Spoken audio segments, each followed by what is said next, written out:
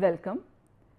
So, today we are going to discuss the application of the principles of statistical thermodynamics or molecular thermodynamics to a diatomic ideal gas, starting from the canonical partition function.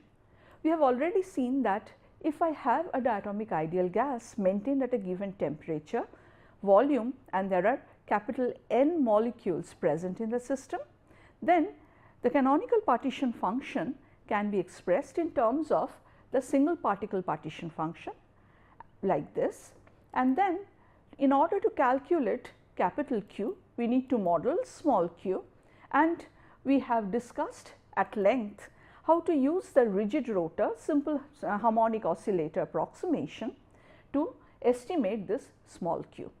And once you know how to estimate small q for a given value of temperature, volume and number of particles, one can go ahead and calculate capital Q, and from there, using the bridging relationship in the canonical ensemble, we can directly obtain the Helmholtz free energy.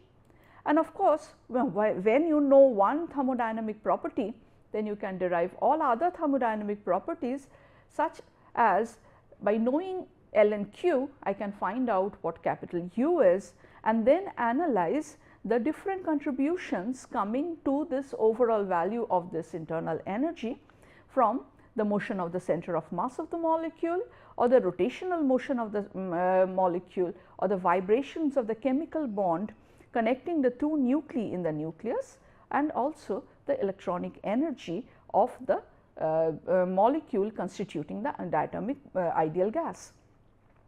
Now, we have already seen how to obtain the ideal gas equation for any such system, where basically by knowing small q and knowing capital Q hence, we can find out the pressure as the volume derivative with respect to constant temperature and the number of particles of the quantity L and Q.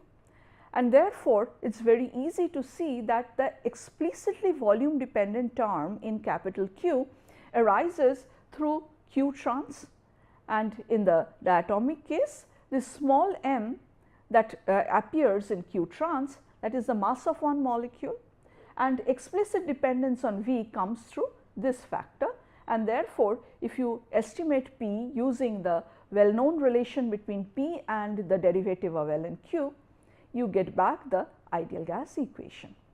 We have also discussed in the last lecture how to establish the variation of chemical potential as a function of temperature and pressure for an ideal gas.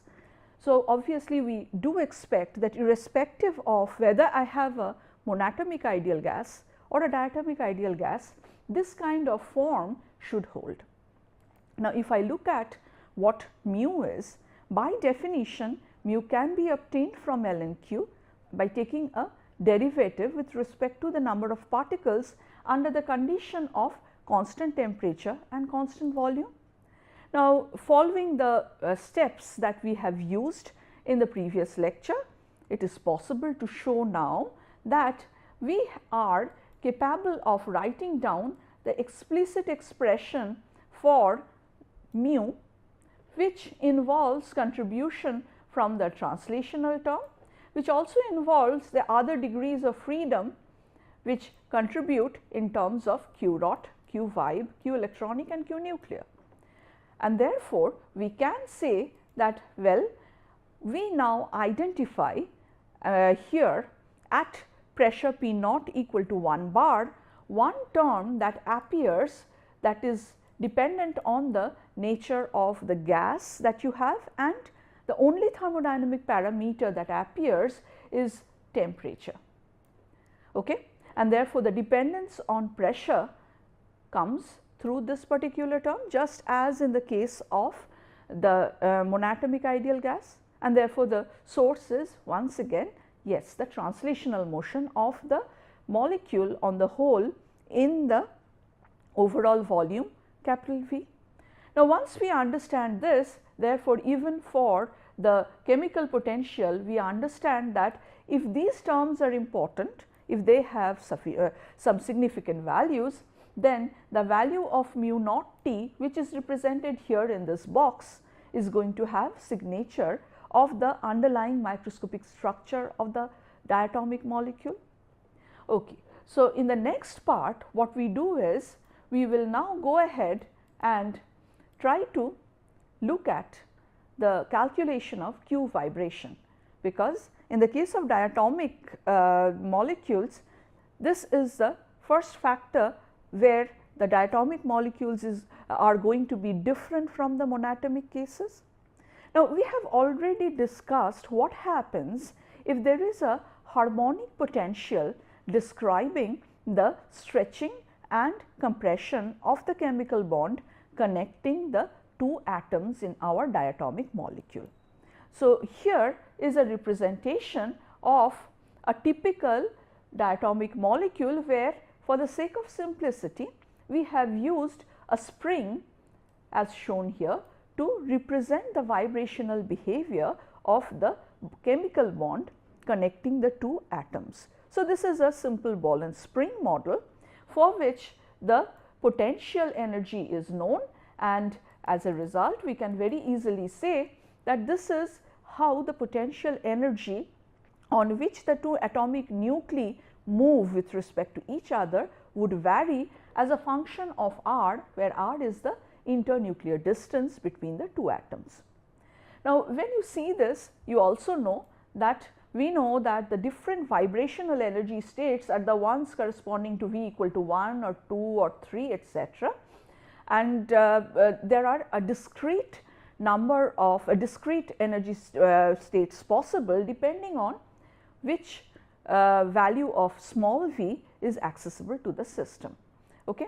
So, then we could calculate Q vibe in terms of this theta vibe, which is a vibrational temperature, which depends on the angular frequency with which this spring moves, and then one can find out Q vibe. But when we talk about the diatomic molecule, as you understand that the use of the harmonic potential for the movement of the two nuclei with respect to each other is not only approximate, it does not work at long internuclear separations, simply because if you have two atoms held by a chemical bond and if you are pulling them apart at very large distances, what will happen to the chemical bond? The chemical bond will get disrupted, this chemical bond will get broken. Now, this scenario is not present when I look at the harmonic potential. See, in the harmonic potential, it says that the energy goes on increasing, but it does not correspond to the fact that there will be at some point beyond certain distance the chemical bond between the two atoms will be broken.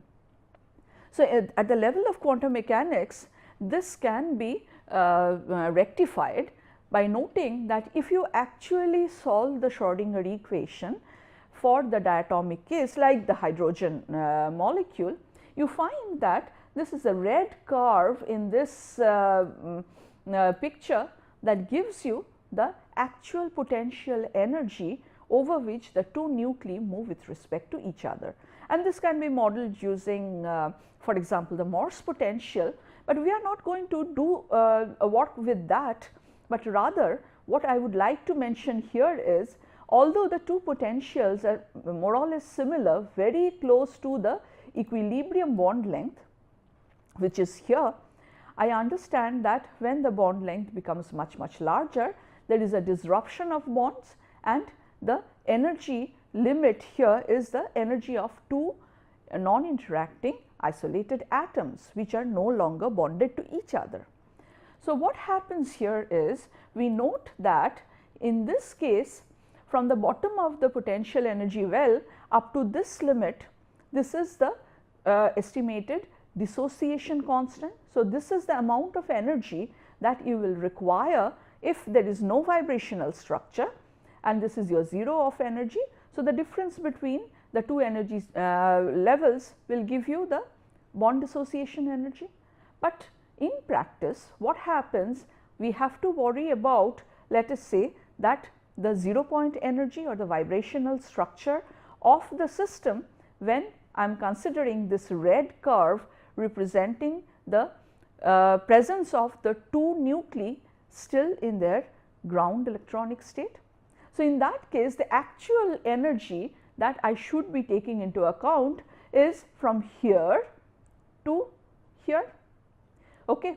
Now, if I use this, then the vibrational energy states allowed for this kind of a system where we have taken into account the disruption of the bond at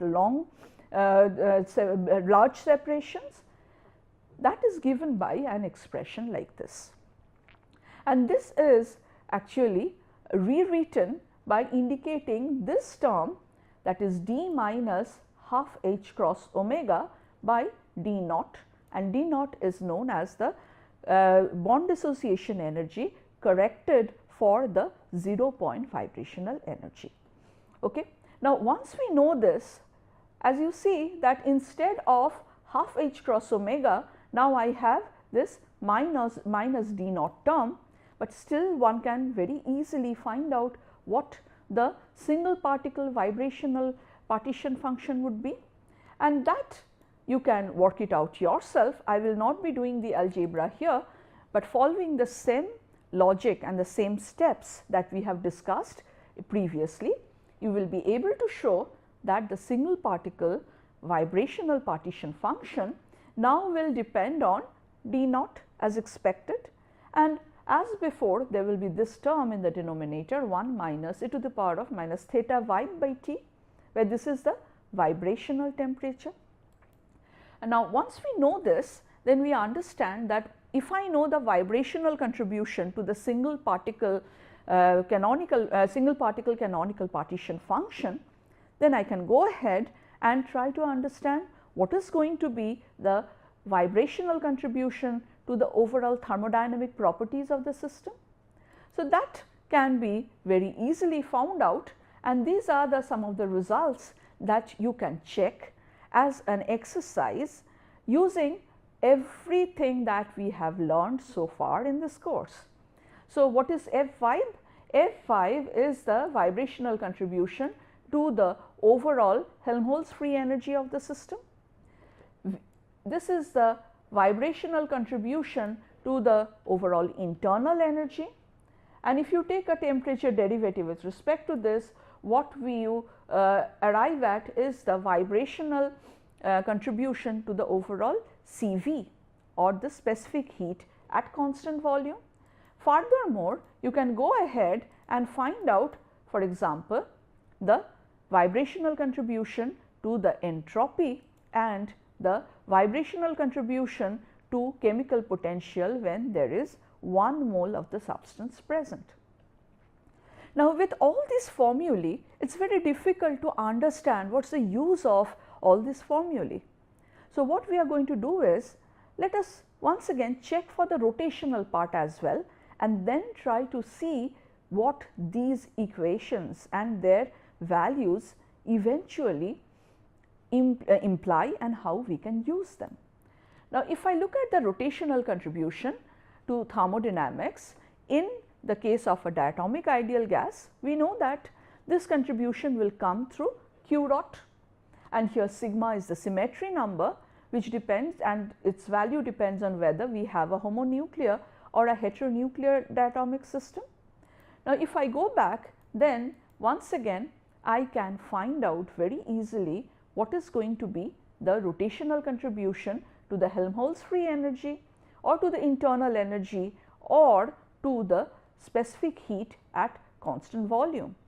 Similarly, you can extend these calculations and find out what S rot is going to be and what mu rot is going to be. But please remember, because we are using this very simple expression for Q rot, we are getting away by not evaluating the infinite series summation involving the rotational quantum number j, and therefore, this limit is valid only at temperatures where the temperature is much higher than the rotational temperature of the system that we are interested in.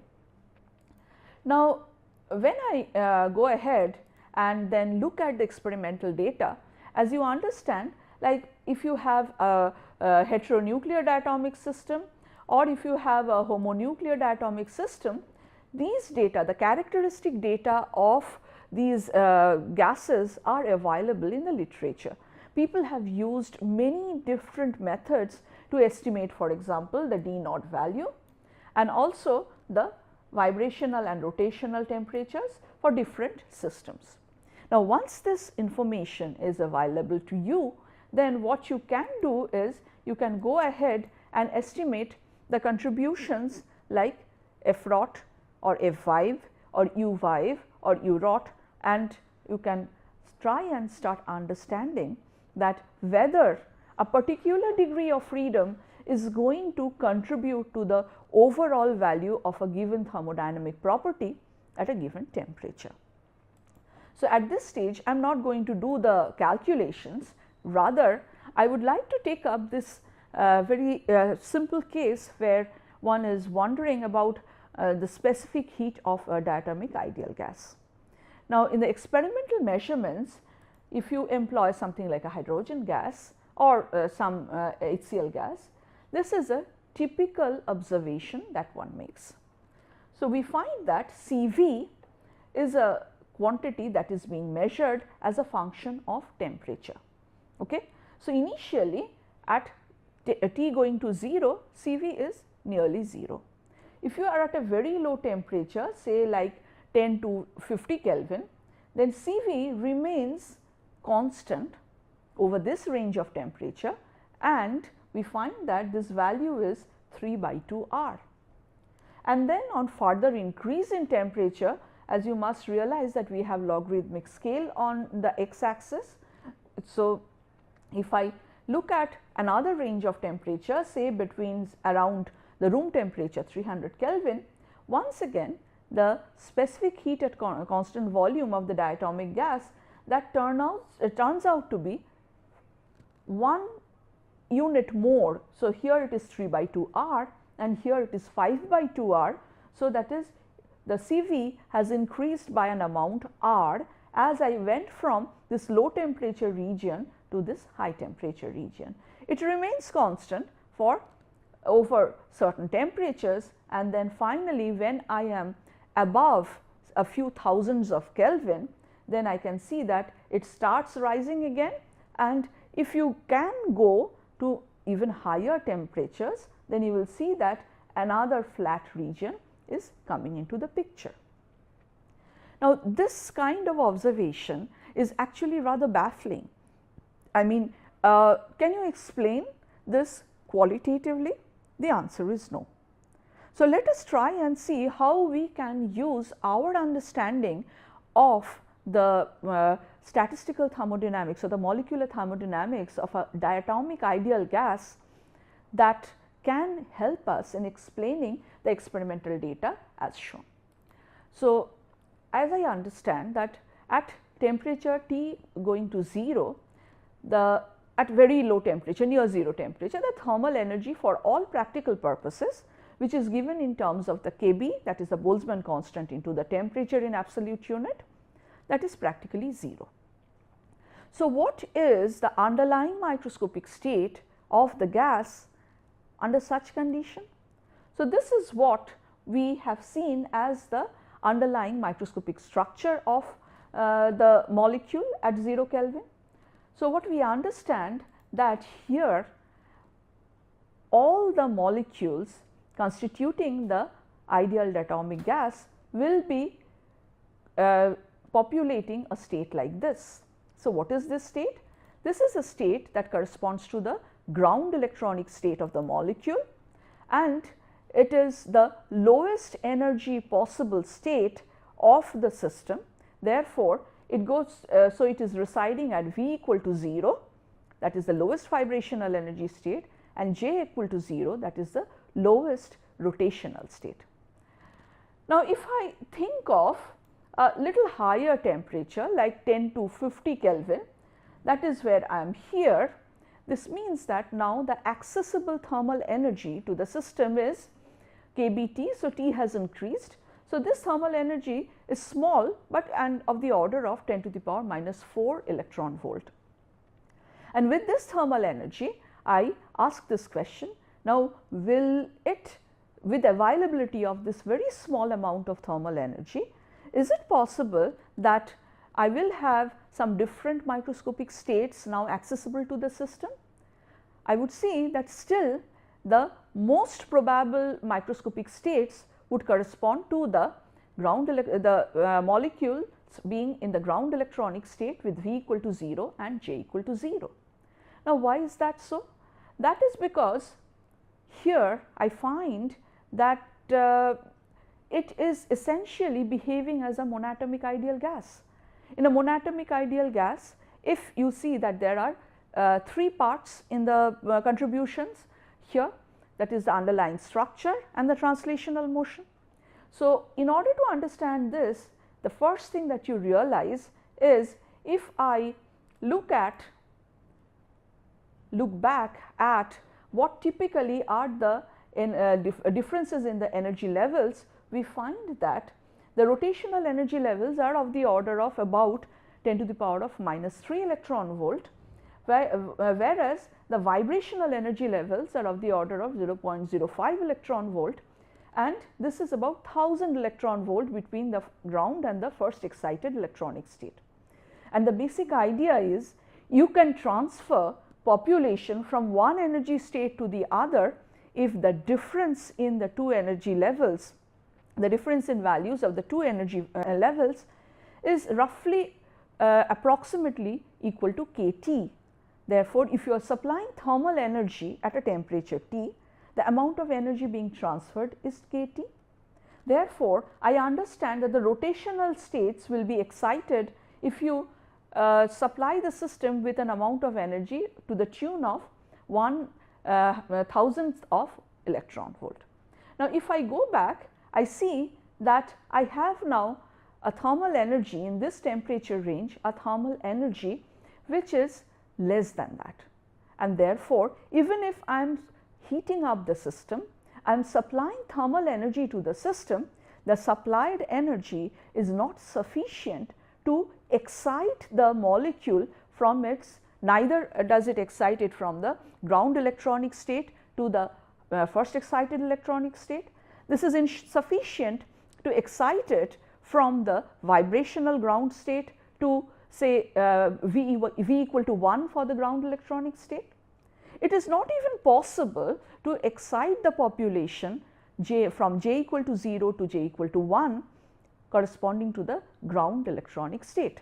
And therefore, as I understand, the underlying structure of the molecule is not important in this temperature range. So, all I have is a structureless molecule having a mass capital M that is moving about in the 3-dimensional box. So, how many degrees of freedom do I have here? I have 3 degrees of freedom corresponding to translation in the x, y and z axis. Now, equipartition theorem tells me that each degree of freedom contributes an amount of half R per mole. So, in this case what happens is I see that I have 3 translational degrees of freedom, each contributing half R, and therefore, in this region I have the CV constant at 3/2 R. Therefore, when I am in this temperature range, whatever thermal energy I supply to the system, it is being used up by the molecules to execute translational motion in the x, y, z direction, and the system in this temperature range is frozen in its ground electronic state, ground vibrational state and ground rotational state corresponding to the ground electronic state. So, it essentially behaves as if it is like whatever would happen to a monatomic ideal gas. In the next stage, let us now consider what happens to the next level of temperature. So, in the next level of temperature, let us consider this range where the CV changes gradually from this value of 3/2 R to 5/2 R. Okay. Now, in this case what I find is at around 300 Kelvin, the thermal energy is to the tune of about 3 into 10 to the power -2 electron volt. and now I can very easily say that the available amount of energy is sufficient to excite the population from say j equal to 0 to j equal to 1 or j equal to 1 to j equal to 2 and so on and so forth. Therefore, I would say that in this temperature range, the available thermal energy is sufficient for the excitation of the rotational states, so that now I will have microscopic states of the molecules present, whereby all of them are present in the ground electronic state. All of these molecules will have V equal to 0, but they are going to have a range of J values other than 0 in addition to 0. Okay. Now, if you think about the molecule populating higher energy rotational energy levels, it is basically saying that in addition to this molecule executing translational motion in the three-dimensional system, if you look at what is happening internally, this molecule has started rotating. Now, this would add not only 3 translational degrees of freedom to the system, but the system will now have 2 additional degrees of freedom coming from rotation around 2 axes of rotation, and therefore, there are now a total of 5 degrees of freedom, each contributing an amount of half R to per mole of the system, and therefore, I understand that with the excitation of the rotational energy states, CV would go and stabilize here at 5 by 2 R. So, obviously, what happens when I have gone over and looked at from beyond this region at higher temperature? Say at around 3000 Kelvin, the thermal energy is about 0.2 electron volt, and this says that now the molecules will be present in a range of microscopic states. The most probable microscopic states will be associated with the ground electronic state, no doubt, but now you will have excitation of both the vibrational energy states and excitation of the rotational energy states. And therefore, you see that at present the most probable microscopic states will correspond to the ground electronic state as shown here, but all these levels here V equal to 0, V equal to 1, V equal to 2, they will gradually get populated as temperature increases, and similarly each of their rotational substates, they are also going to get populated. Therefore, now I have 3 translational degrees of freedom, 2 rotational degrees of freedom and 2 vibrational degrees of freedom, adding up to 7 degrees of freedom, so that as the overall heat capacity increases, it tends to the value of 7 by 2 R. So, in this lecture what we have learned is, it is indeed possible to summarize the observed experimental behavior in terms of the single particle partition functions and the population of the underlying microscopic energy states of the molecules. And the crucial point to note here is as follows. So, what we have here is, it is indeed possible by using the concepts developed through molecular thermodynamics to understand the observed experimental behavior, and not only that, we realize that what happens at room temperature? At room temperature, that is in this range, the rotational degrees of freedom are excited, because the thermal energy is comparable to the energy difference between subsequent energy levels of the rotational energy states, but the available energy is still not enough to start transferring population from V equal to 0 to V equal to 1 or V equal to 1 to V equal to 2. And this basically means that the vibrational degrees of freedom are still frozen. So, this has given us some idea as to why people spend so much effort in understanding and developing the microscopic nature of a system with respect to the underlying microscopic structure. In the next lecture, we will have a closer look at a homonuclear diatomic atom and try to explain a seemingly disturbing mismatch between theoretical predictions and experimental data. Thank you.